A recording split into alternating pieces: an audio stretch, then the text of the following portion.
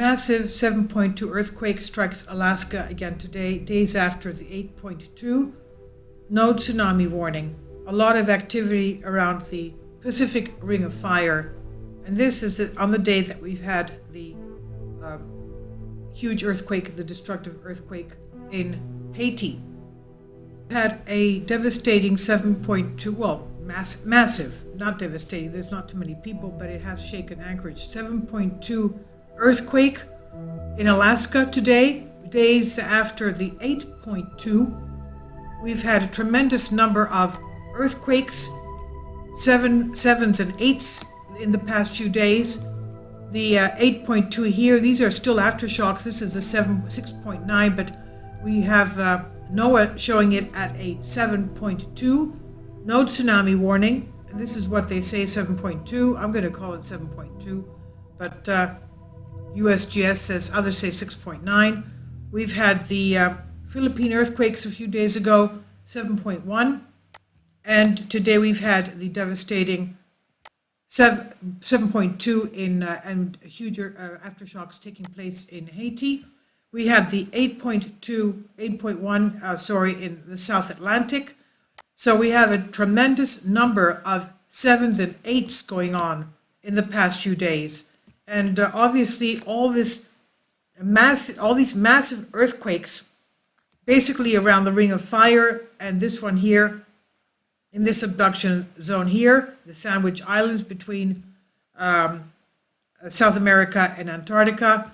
All these are ringing the earth like a bell, obviously. Let's go to the shake map. You can see here, of course, Anchorage, Alaska has been shaken. All these, Kamchatka Peninsula, which is a peninsula of over 100 volcanoes. The Pacific Ring of Fire is really moving. This is the Cascadia area. Let's go to Canada. Even Canada has some. These are the recent quakes around Canada. Just because USGS doesn't show it on the map, even though they have all the other countries, I don't understand why they don't show Canada. Kindly support my Patreon account since YouTube has again demonetized my YouTube channel. The daily posts are 5 videos daily, and they are totally different from what I have on my YouTube channel.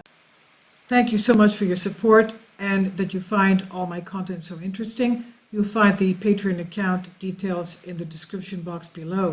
But look at this. We've even had a 3.9 earthquake a few days ago in Saskatchewan, of all places. And this one here, 3 magnitude, Trois-Rivières, 3 rivers in Quebec. A lot of activity around this area here, which is the New Madrid seismic zone, the New Madrid Rift Valley, right there. You can see all these earthquakes taking place. And so what's going on here? Okay, this is the Cascadia area. And let's go to our earthquakes around here. Okay, this is only showing the earthquakes that are above 2.5 magnitude. I'll leave links below for you so that you can check your area and see what's going on.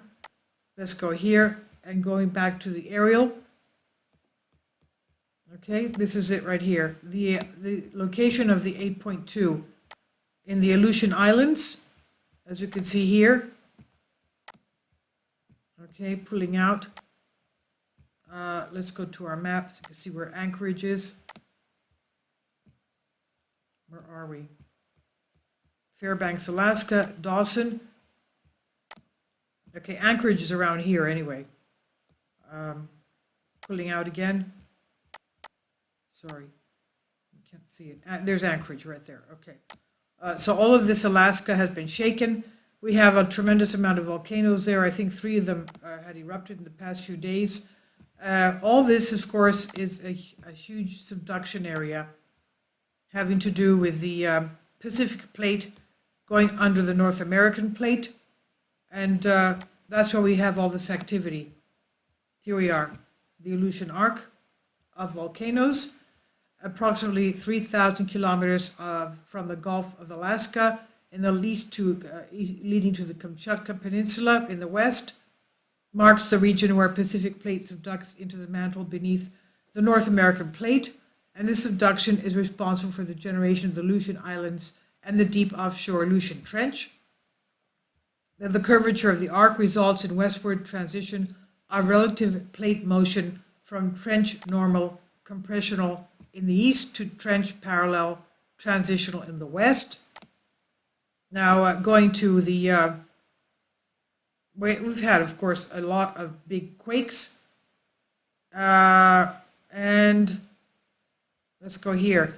East of the Aleutian, along the Gulf of Alaska, crustal earthquakes occur as a result of transmitted deformation and stress associated with the northwestward conversion of the Pacific plate colliding a block of oceanic continental material into the North American plate. In 2002, we had the Denali Fault rupture in a sequence of earthquakes that commenced October 23rd with a 6.9 Nenana Mountain right lateral strike slip earthquake accumulating in November 3rd with a 7.9 Denali earthquake, which started as a thrust earthquake along a then unrecognized fault and continued with a large right lateral strike slip event along the Denali and Tochunda faults. So yes, we've had a number of very huge earthquakes, massive earthquakes. Oh, okay, this is a new one. This is the past hour. Okay, 4.1. What can I tell you? And you can see that 8.2 that we had here, 8.1 a few days ago, 2 days ago, has a lot of tremendous aftershocks as well.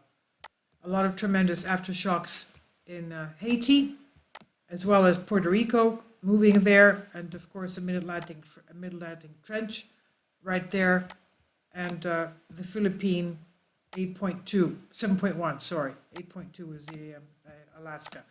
So all of you on the West Coast, please be very careful. There's a lot of activity around the Pacific Ring of Fire.